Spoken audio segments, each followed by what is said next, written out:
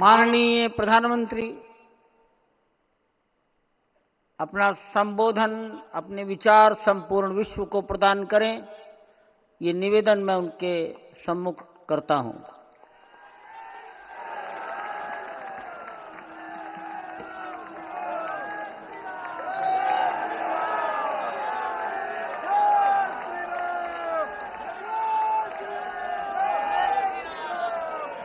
सियावर रामचंद्र की, सियावर रामचंद्र की जय सिया राम। उत्तर प्रदेश की राज्यपाल आनंदीबेन पटेल, राष्ट्रीय स्वयंसेवक संघ के परम पूजनीय सरसंघ चालक डॉक्टर मोहन भागवत जी, उत्तर प्रदेश के मुख्यमंत्री योगी आदित्यनाथ जी, श्री राम जन्मभूमि तीर्थ क्षेत्र ट्रस्ट के अध्यक्ष पूज्य महंत नृत्य गोपाल दास जी, पूज्य संत समाज, यहां पधारे सभी भक्तगण, देश और दुनिया से इस ऐतिहासिक पल के साक्षी बन रहे कोटि कोटि राम भक्त, देवी और सज्जनों, आज अयोध्या नगरी भारत की सांस्कृतिक चेतना के एक और उत्कर्ष बिंदु की साक्षी बन रही है। आज संपूर्ण भारत, संपूर्ण विश्व राममय है।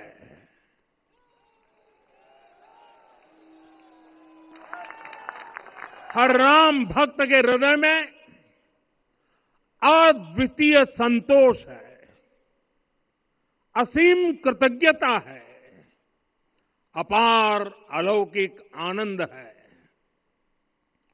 सदियों के घाव भर रहे हैं,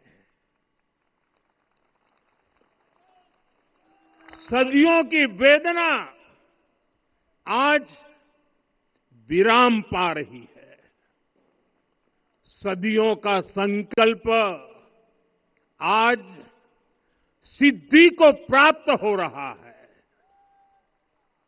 आज उस यज्ञ की पूर्णाहुति है जिसकी अग्नि 500 वर्ष तक प्रज्वलित रही।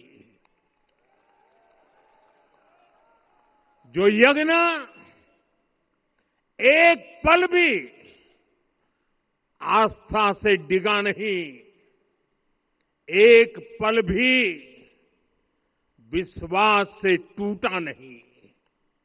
आज भगवान श्री राम के गर्भगृह की अनंत ऊर्जा, श्री राम परिवार का दिव्य प्रताप इस धर्म ध्वजा के रूप में इस दिव्यतम भव्यतम मंदिर में प्रतिष्ठापित हुआ है।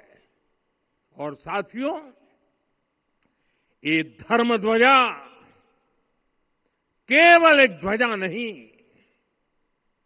ये भारतीय सभ्यता के पुनर्जागरण का ध्वज है। इसका भगवा रंग, इस पर रचित सूर्य वंश की ख्याति, वर्णित ओम शब्द और अंकित कोविदार वृक्ष राम राज्य की कीर्ति को प्रतिरूपित करता है। ये ध्वज संकल्प है, ये ध्वज सफलता है, ये ध्वज संघर्ष से सृजन की गाथा है, ये ध्वज सदियों से चले आ रहे स्वप्नों का साकार स्वरूप है। ये ध्वज संतों की साधना और समाज की सहभागिता की सार्थक परिणति है। साथियों, आने वाली सदियों और सहस्त्र शताब्दियों तक ये धर्म ध्वज प्रभु राम के आदर्शों और सिद्धांतों का उद्घोष करेगा। ये धर्म ध्वज आह्वान करेगा, सत्यमेव जयते नानृतम, यानी जीत सत्य की ही होती है, असत्य की नहीं। ये धर्म ध्वज उद्घोष करेगा, सत्यम एक पदम ब्रह्म सत्य धर्म प्रतिष्ठित, अर्थात सत्य ही ब्रह्म का स्वरूप है, सत्य में ही धर्म स्थापित है। ये धर्म ध्वज प्रेरणा बनेगा, प्राण जाए पर वचन न जाहि, अर्थात जो कहा जाए वही किया जाए।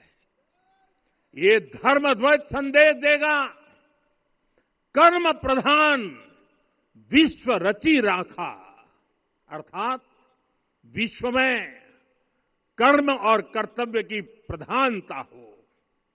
ये धर्म ध्वज कामना करेगा, बैर न विग्रह आस न त्रासा, सुखमय ताही सदा सब आशा, यानी भेदभाव पीड़ा परेशानी से मुक्ति, समाज में शांति और सुख हो।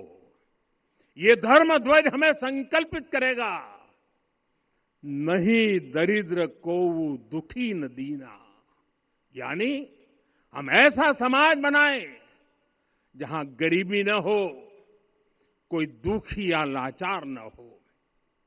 साथियों, हमारे ग्रंथों में कहा गया है, आरोपितम ध्वजम दृष्ट्वा ये अभिनंदनित धार्मिका ते अपि सर्वे प्रमुच्यते महापातक कोटि भी, यानी जो लोग किसी कारण मंदिर नहीं आ पाते और दूर से मंदिर के ध्वज को प्रणाम कर लेते हैं, उन्हें भी उतना ही पुण्य मिल जाता है।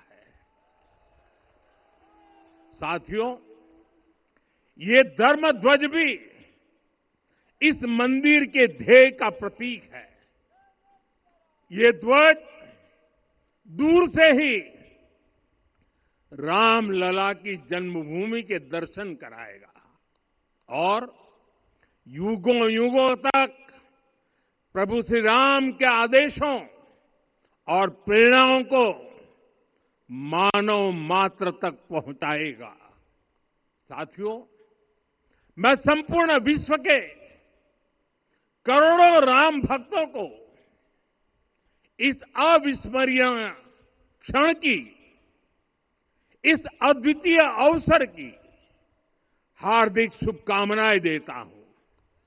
मैं आज उन सभी भक्तों को भी प्रणाम करता हूं, हर उस दानवीर का भी आभार व्यक्त करता हूं जिसने राम मंदिर निर्माण के लिए अपना सहयोग दिया। मैं राम मंदिर के निर्माण से जुड़े हर श्रमवीर, हर कारीगर, हर योजनाकार, हर वास्तुकार, सभी का अभिनंदन करता हूं। साथियों, अयोध्या वह भूमि है जहां आदर्श आचरण में बदलते हैं। यही वह नगरी है जहां श्री श्री राम ने अपना जीवन पथ शुरू किया था। इसी अयोध्या ने संसार को बताया कि एक व्यक्ति कैसे समाज की शक्ति से, उसके संस्कारों से पुरुषोत्तम बनता है। जब श्री राम अयोध्या से वनवास को गए तो वे युवराज राम थे, लेकिन जब लौटे तो मर्यादा पुरुषोत्तम बन करके आए और उनके मर्यादा पुरुषोत्तम बनने में महर्षि वशिष्ठ का ज्ञान, महर्षि विश्वामित्र की दीक्षा, महर्षि अगस्त्य का मार्गदर्शन, निषाद राज की मित्रता,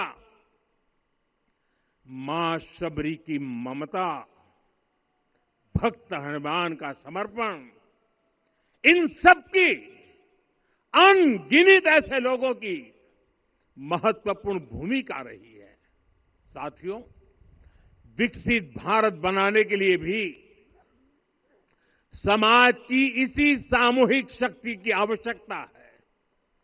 मुझे बहुत खुशी है कि राम मंदिर का दिव्य प्रांगण भारत के सामूहिक सामर्थ्य की भी चेतना स्थली बन रहा है। यहां 7 मंदिर बने हैं। यहां माता शबरी का मंदिर बना है, जो जनजातीय समाज के प्रेम भाव और आतिथ्य परंपरा की प्रतिमूर्ति है। यहां निषादराज का मंदिर बना है। ये उस मित्रता का साक्षी है जो साधन नहीं, साध्य को, उसकी भावना को पूजती है। यहां एक ही स्थान पर माता अहिल्या है, महर्षि वाल्मीकि है, महर्षि वशिष्ठ है, महर्षि विश्वामित्र है, महर्षि अगस्त्य है और संत तुलसीदास है। रामलला के साथ साथ इन सभी ऋषियों के दर्शन भी यहीं पर होते हैं। यहां जटायु जी और गिलहरी की मूर्तियां भी है, जो बड़े संकल्पों की सिद्धि के लिए हर छोटे से छोटे प्रयास के महत्व को दिखाती है। मैं आज हर देशवासी से कहूंगा कि वो जब भी राम मंदिर आए तो सप्त मंदिर के दर्शन भी अवश्य करें। ये मंदिर हमारी आस्था के साथ साथ मित्रता, कर्तव्य और सामाजिक सद्भाव के मूल्यों को भी शक्ति देते हैं। साथियों, हम सब जानते हैं हमारे राम भेद से नहीं, भाव से जुड़ते हैं। उनके लिए व्यक्ति का कुल नहीं, उसकी भक्ति महत्वपूर्ण है। उन्हें वंश नहीं, मूल्य प्रिय है। उन्हें शक्ति नहीं, सहयोग महान लगता है। आज हम भी उसी भावना से आगे बढ़ रहे हैं। पिछले 11 वर्षों में महिला, दलित, पिछड़े, अति पिछड़े, आदिवासी, वंचित, किसान, श्रमिक, युवा, हर वर्ग को विकास के केंद्र में रखा गया है। जब देश का हर व्यक्ति, हर वर्ग, हर क्षेत्र सशक्त होगा, तब संकल्प की सिद्धि में सबका प्रयास लगेगा और सबके प्रयास से ही 2047 जब देश आजादी के 100 साल मनाएगा, हमें 2047 तक विकसित भारत का निर्माण करना ही होगा। साथियों, रामलला की प्राण प्रतिष्ठा के ऐतिहासिक अवसर पर मैंने राम से राष्ट्र के संकल्प की चर्चा की थी। मैंने कहा था कि हमें आने वाले 1000 वर्षों के लिए भारत की नींव मजबूत करनी है। हमें याद रखना है, जो सिर्फ वर्तमान का सोचते हैं वो आने वाली पीढ़ियों के साथ अन्याय करते हैं। हमें वर्तमान के साथ साथ भावी पीढ़ियों के बारे में भी सोचना है, क्योंकि हम जब नहीं थे ये देश तब भी था, जब हम नहीं रहेंगे ये देश तब भी रहेगा। हम एक जीवंत समाज है, हमें दूरदृष्टि के साथ ही काम करना होगा। हमें आने वाले दशकों, आने वाली सदियों को ध्यान में रखना ही होगा। और साथियों, इसके लिए भी हमें प्रभु राम से सीखना होगा। हमें उनके व्यक्तित्व को समझना होगा। हमें उनके व्यवहार को आत्मसात करना होगा। हमें याद रखना होगा, राम यानी आदर्श, राम यानी मर्यादा, राम यानी जीवन का सर्वोच्च चरित्र, राम यानी सत्य और पराक्रम का संगम। दिव्य गुणे शक्र समो रामः सत्य पराक्रमः। राम यानी धर्म पथ पर चलने वाला व्यक्तित्व।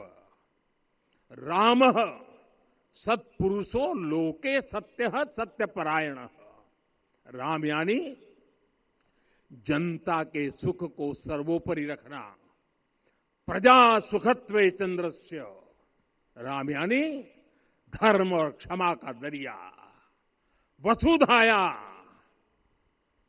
क्षमा गुणे है। राम यानी ज्ञान और विवेक की पराकाष्ठा। बुद्धया बृहस्पते तुल्य। राम यानी कोमलता में दृढ़ता। मृदु पूर्वज भाषते। राम यानी कृतज्ञता का सर्वोच्च उदाहरण। कदाचन नोपकारेण कृति नैकेन तुष्यति। राम यानी श्रेष्ठ संगति का चयन। शीला वृद्धे ज्ञान वृद्धे वयोवृद्धे च सज्जने। राम यानी विनम्रता में महाबल। वीर्यवान च वीर्येण महता स्वेन विस्मितः। राम यानी सत्य का अडिग संकल्प। न च अनुत्र कथो विद्वान। राम यानी जागरूक, अनुशासित और निष्कपट मन। निस्तिंद्र अपम्रत च स्वदोष परदोषवित।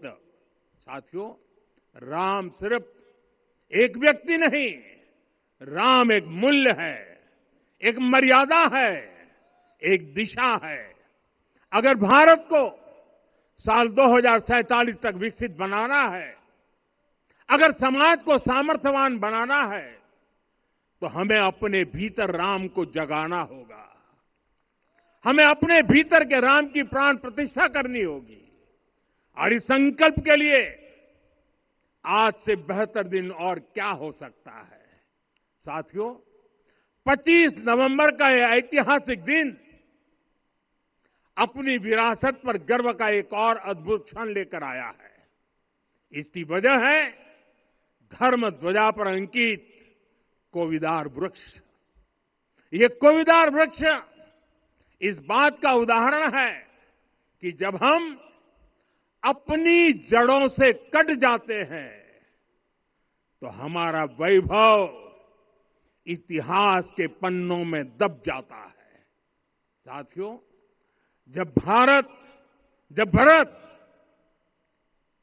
अपनी सेना के साथ चित्रकूट पहुंचे तो लक्ष्मण ने दूर से ही अयोध्या की सेना को पहचान लिया। ये कैसे हुआ, इसका वर्णन वाल्मीकि जी ने किया है। और वाल्मीकि जी ने क्या वर्णन किया है? उन्होंने कहा है, विराजित उद्गत स्कंधम कोविदार ध्वजः रथे। लक्ष्मण कहते हैं, राम, सामने जो तेजस्वी प्रकाश में विशाल वृक्ष जैसा ध्वज दिखाई दे रहा है, वही अयोध्या की सेना का ध्वज है। उस पर कोविदार का शुभ चिन्ह अंकित है।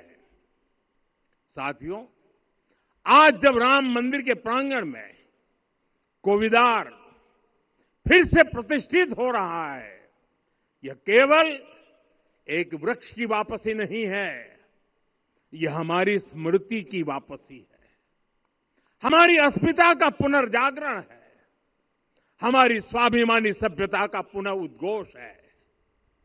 कोविदार वृक्ष हमें याद दिलाता है कि जब हम अपनी पहचान भूलते हैं तो हम स्वयं को खो देते हैं, और जब पहचान लौटती है तो राष्ट्र का आत्मविश्वास भी लौट आता है।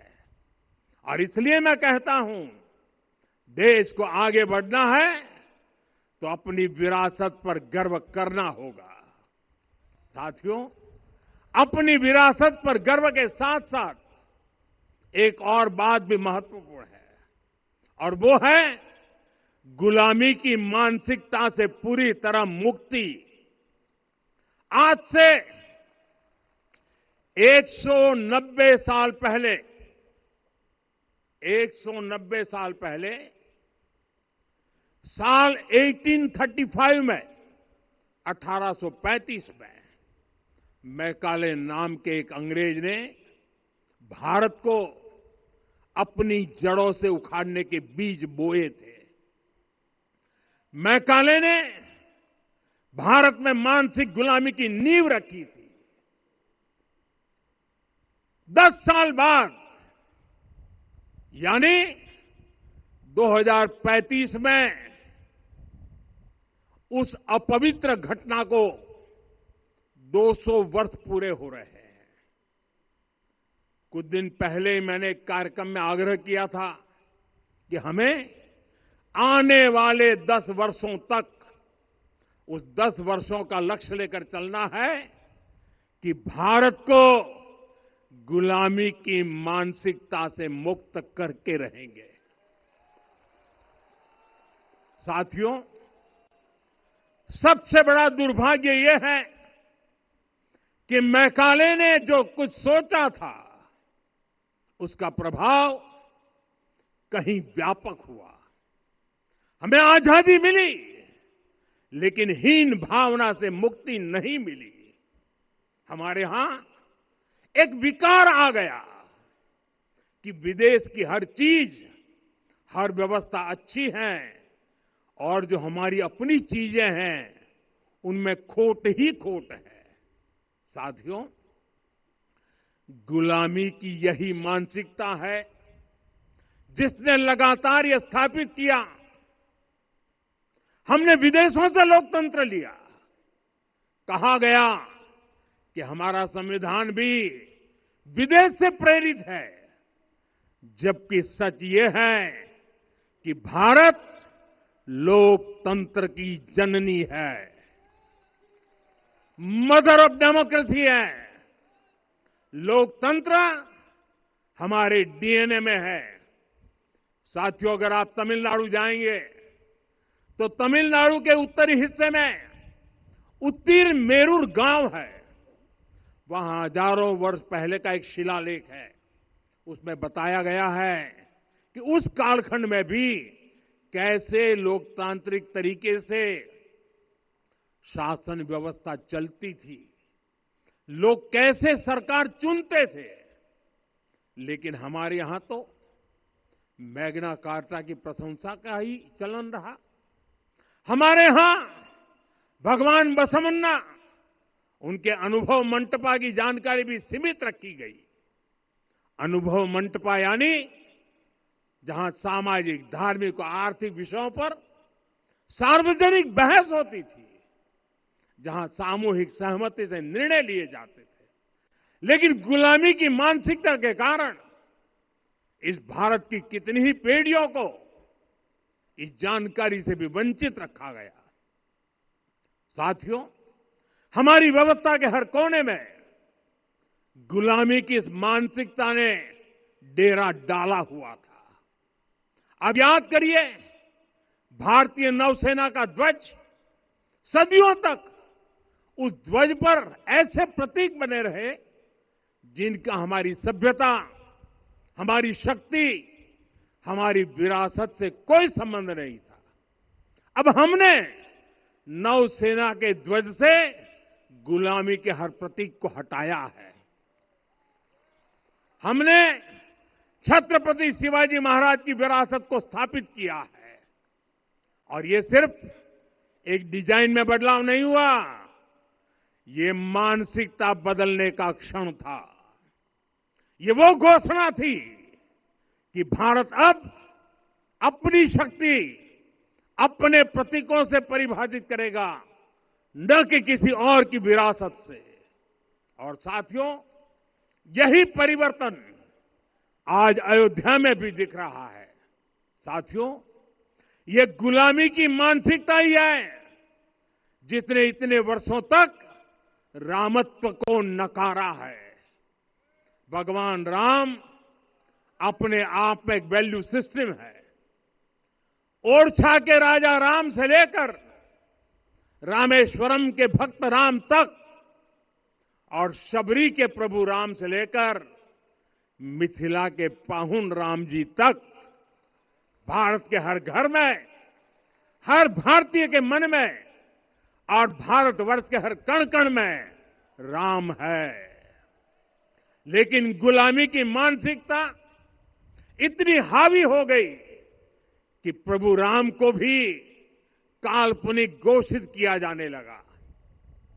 साथियों, अगर हम ठान लें अगले 10 साल में मानसिक गुलामी से पूरी तरह मुक्ति पा लेंगे, और तब जाकर के ऐसी ज्वाला प्रज्वलित होगी, ऐसा आत्मविश्वास बढ़ेगा कि 2047 तक विकसित भारत का सपना पूरा होने से भारत को कोई रोक नहीं पाएगा।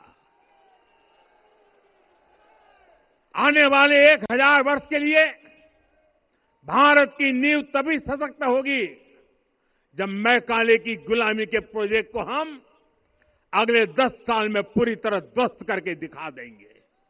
साथियों, अयोध्या धाम में रामलला का मंदिर परिसर भव्य से भव्यतम हो रहा है और साथ ही अयोध्या को संवारने का काम लगातार जारी है। आज अयोध्या फिर से वह नगरी बन रही है जो दुनिया के लिए उदाहरण बनेगी। त्रेता युग की अयोध्या ने मानवता को नीति दी। 21वीं सदी की अयोध्या मानवता को विकास का नया मॉडल दे रही है। तब अयोध्या मर्यादा का केंद्र थी, अब अयोध्या विकसित भारत का मेरुदंड बनकर उभर रही है। साथियों, भविष्य की अयोध्या में पौराणिकता और नूतनता का संगम होगा। सरयू जी की अमृत धारा और विकास की धारा एक साथ बहेगी। यहां आध्यात्म और आर्टिफिशियल इंटेलिजेंस दोनों का तालमेल दिखेगा। राम पथ, भक्ति पथ और जन्मभूमि पथ से नई अयोध्या के दर्शन होते हैं। अयोध्या में भव्य एयरपोर्ट है। अयोध्या में आज शानदार रेलवे स्टेशन है। वंदे भारत और अमृत भारत एक्सप्रेस जैसी ट्रेनें अयोध्या को बाकी देश से जोड़ रही हैं। अयोध्या वासियों को सुविधाएं मिले, उनके जीवन में समृद्धि आए, इसके लिए निरंतर काम चल रहा है। साथियों, जब से प्राण प्रतिष्ठा हुई है तब से लेकर आज तक करीब करीब 45 करोड़ श्रद्धालु यहां दर्शन के लिए आ चुके हैं। ये वो पवित्र भूमि है जहां 45 करोड़ लोगों के चरण रज पड़े हैं और इससे अयोध्या और आसपास के लोगों की आय में आर्थिक परिवर्तन आया है, वृद्धि हुई है। कभी अयोध्या विकास के पैमानों में बहुत पीछे थी, आज अयोध्या नगरी यूपी के अग्रणी शहरों में से एक बन रही है। आप देख रहे हैं के न्यूज, खबरों का सारथी। रावण विजय जैसा विशाल लक्ष्य था, तब उन्होंने कहा था, सौरज धीरज ते ही रथ चाका, सत्यशील दृढ़ ध्वज पताका, बल विवेक दम परहित गोरे, क्षमा कृपा समता रजु जोरे। यानी रावण पर विजय पाने के लिए जो रथ चाहिए, शौर्य और धैर्य उसके पहिए हैं।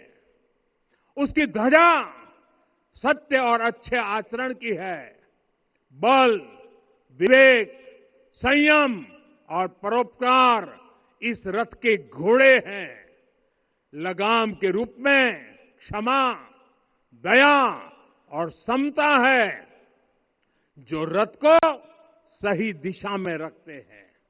साथियों, विकसित भारत की यात्रा को गति देने के लिए ऐसा ही रथ चाहिए, ऐसा रथ जिसके पहिए शौर्य और धैर्य हो, यानी चुनौतियों से टकराने का साहस भी हो और परिणाम आने तक दृढ़ता से डटे रहने का धैर्य भी हो। ऐसा रथ जिसकी ध्वजा सत्य और सर्वोच्च आचरण हो, यानी नीति, नियत और नैतिकता से समझौता कभी न हो। ऐसा रथ जिसके घोड़े बल, विवेक, संयम और परोपकार हो, यानी शक्ति भी हो, बुद्धि भी हो, अनुशासन भी हो और दूसरों के हित का भाव भी हो। ऐसा रथ जिसकी लगाम क्षमा, करुणा और संभाव हो, यानी जहां सफलता का अहंकार नहीं और असफलता में भी दूसरों के प्रति सम्मान बना रहे। और इसलिए मैं आदरपूर्वक कहता हूं, ये पल कंधे से कंधा मिलाने का है, ये पल गति बढ़ाने का है। हमें वो भारत बनाना है जो राम राज्य से प्रेरित हो, और यह तभी संभव है जब स्वयं हित से पहले देश हित होगा, जब राष्ट्रहित सर्वोपरि रहेगा। एक बार फिर आप सभी को बहुत बहुत शुभकामनाएं देता हूं। जय सिया राम, जय सिया राम, जय सिया राम। माननीय प्रधानमंत्री जी, सरसंघ चालक जी अब यहां से विदा लेंगे। आप सब बंधु खड़े होकर उनके आगमन पर अपनी कृतज्ञता व्यक्त कर सकते हैं।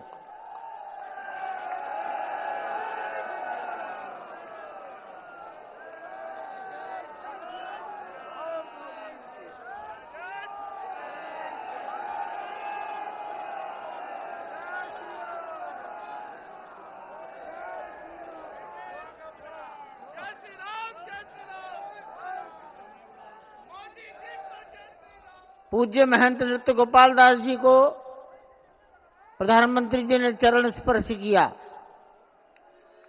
वो मंच से नीचे उतर रहे हैं, उत्तर की दिशा पर आएंगे। इस मंदिर के निर्माण में वर्ष 1949 में हनुमानगढ़ी के बाबा महंत अभिराम दास जी महाराज, कल्याण के संपादक हनुमान प्रसाद जी पोद्दार, गोरखनाथ पीठ के महंत दिग्विजयनाथ जी महाराज और 1983 से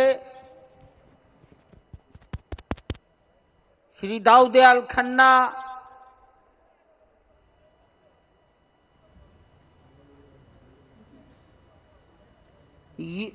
यो महंत अवेद्यनाथ जी महाराज, परमहंस रामचंद्र दास जी महाराज, जगत गुरु शंकराचार्य ज्योतिषपीठ स्वामी शांतानंद जी महाराज, राम जन्मभूमि परिसर में उपस्थित जनता जनार्दन का ऐतिहासिक क्षण